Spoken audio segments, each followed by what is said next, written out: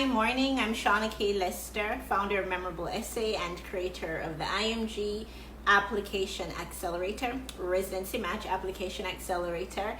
Thank you for tuning in. If you're watching this broadcast, please immediately hit share, right? Share this on your timeline so that not only will you be prepared for your residency match interview, but also your colleagues who are applying to the match will have the information that they need to be successful in this match process. So go ahead and click like, click share. All right, if you're watching on this replay, if you're watching this on the replay, thank you so much for tuning in. So we are going to have a conversation about bad, worst, and worst reasons that IMGs forgo professional interview prep, choose not to get professional interview prep.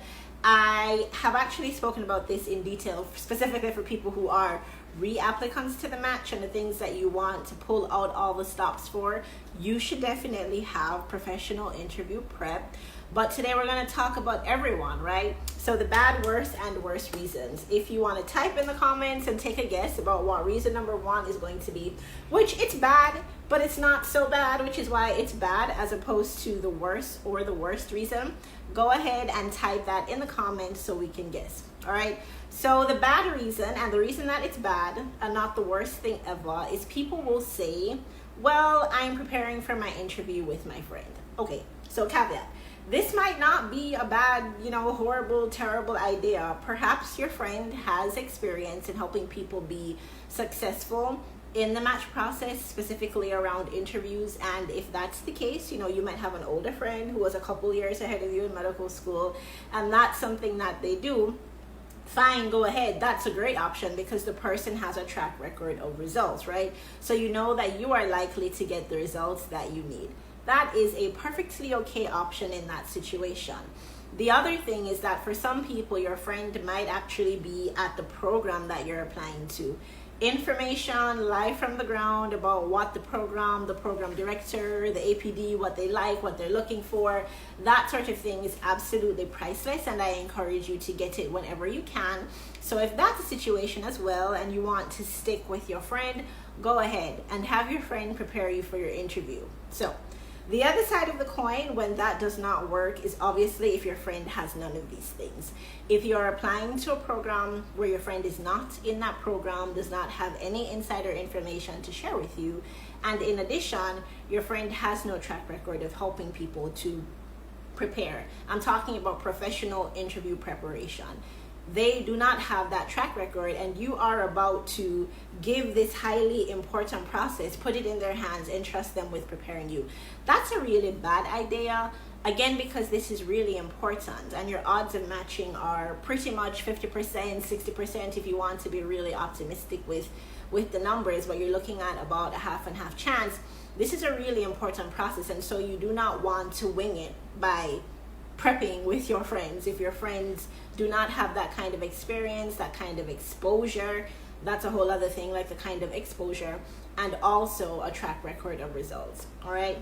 A worse reason for doing this, and I have this here, is I'm a pretty good interviewer. I think on another day would probably put this as the worst reason, but for today we're going to leave it at number 2. We're going to leave it at worst. It's in the orange zone. It's not in the red zone of it's just orange for today. But on a serious note though, I'm a pretty good interviewer. I caution people to say that about themselves because all of us, and I'm a believer in lifelong learning. I'm someone who I feel that you never ever know everything about everything, whatever your craft is, whatever your lane or your area is, you are constantly learning to dominate that lane, to stay on top of things. You should always be learning. All right, but let's say that you've interviewed in the past, you're good, you're great, you're an excellent interviewer. In the spirit of that, one can always be better. Your skills, especially your skills when it comes to communicating your value, those things can always be better. But let's say you've told yourself you're a very good interviewer, or based on past feedback, you're acknowledging your strength. You're saying, okay, I'm a good interviewer, I'm an excellent interviewer. My question for people who say this in terms of I'm a good interviewer, so I don't need to get professional interview prep is how do you know? How do you know that you are an excellent interviewer when it comes to the residency match process? The only way for you to know that is if you've interviewed for residency before and that was the feedback. But if that's the case, you would not actually be preparing for an interview again, right?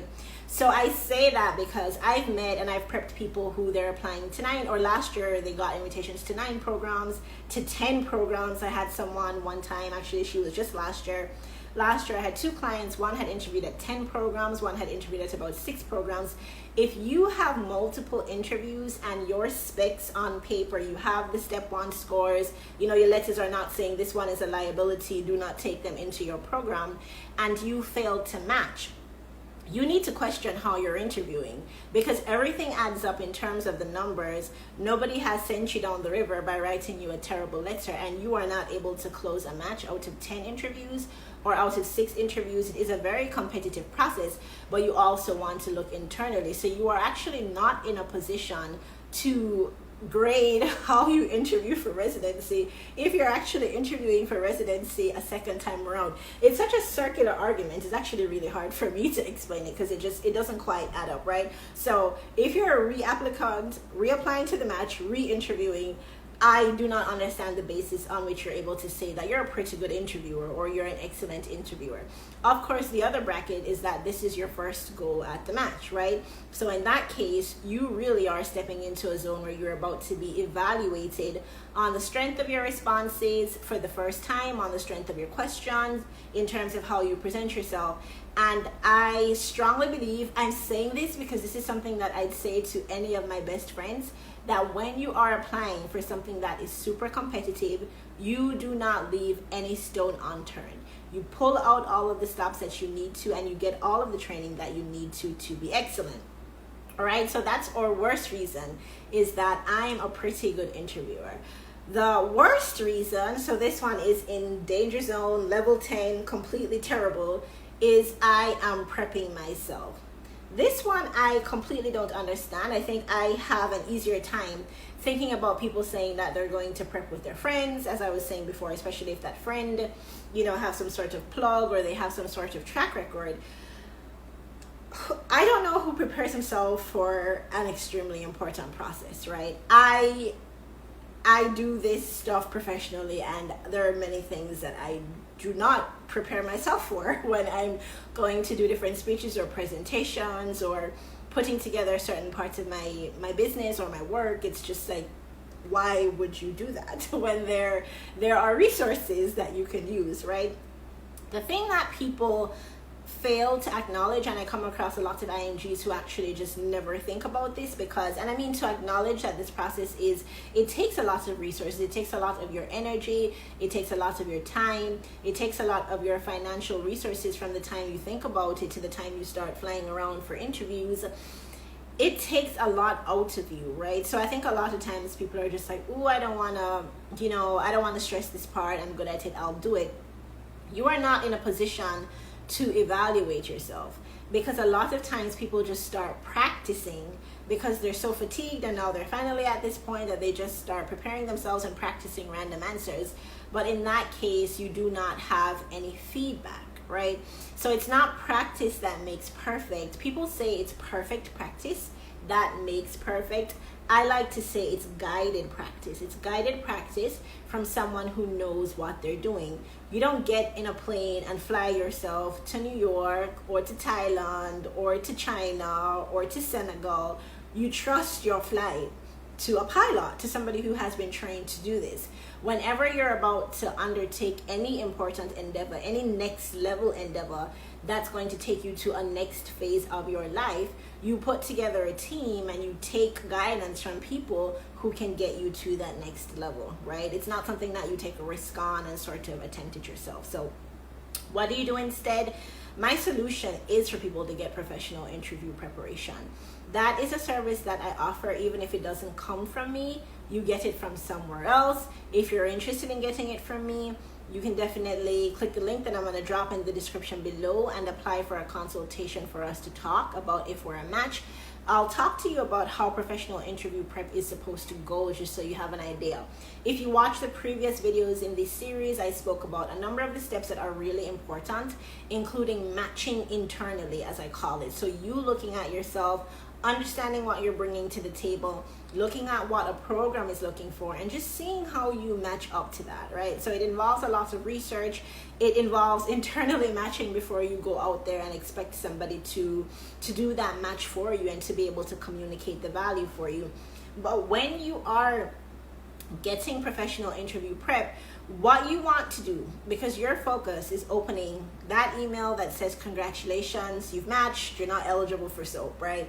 That's your goal. You have a few more months to do that. You have taken very many years to get to this stage. So you have to make the best decisions in the weeks that remain. For those of you interviewing November, December, January, you want to make the very best decisions, go all out with all aspects of interview preparation, how it goes, the following up after the interview with the emails, any letters of intent, that sort of thing, because this is the final lap in the process, right? So you want your interviews to be focused on your messaging. In the video before this one, I spoke about how if you've had an amazing day in your life, you might not remember all of the specifics of that amazing day in your life, but you remember very clearly how that day made you feel and why it was important.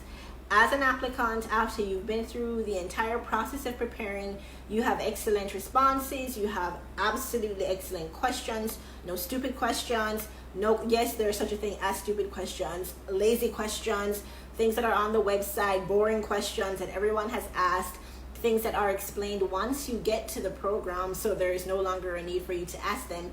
After you have your excellent responses and your excellent questions, you want to move into a zone of creating the feeling, the overall feeling that you want people to have when they talk with you.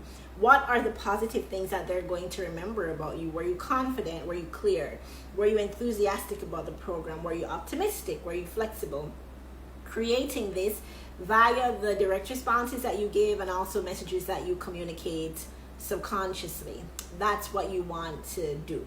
So again, if you're an international medical graduate applying to the residency match, I urge you to not make this bad, worse, and worst reason for not getting interview prep really jeopardize a process that is so important, in which your odds are already so low.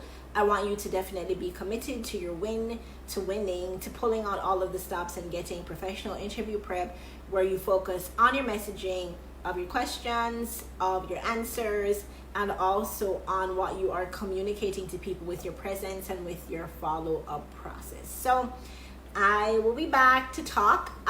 Going forward, I'm actually going to be talking about people who are applying to Match 2021. So if you have any questions about interview prep for Match 2020, drop them in the comments here. Send me a message on Facebook or on Instagram, wherever you're watching this, and I'd be happy to answer that for you. And I actually just wish you all the best, and cheering for everyone to get the result that they're looking for come next year. I'm really cheering for you to match. All right, take care. Thanks for tuning in, and if you're watching this on the replay, thanks for tuning in, and click like and click share so someone else who's preparing for their interview knows exactly what to do. If you missed the previous videos, they're all here. You can go back and watch them. All right, take care. Bye.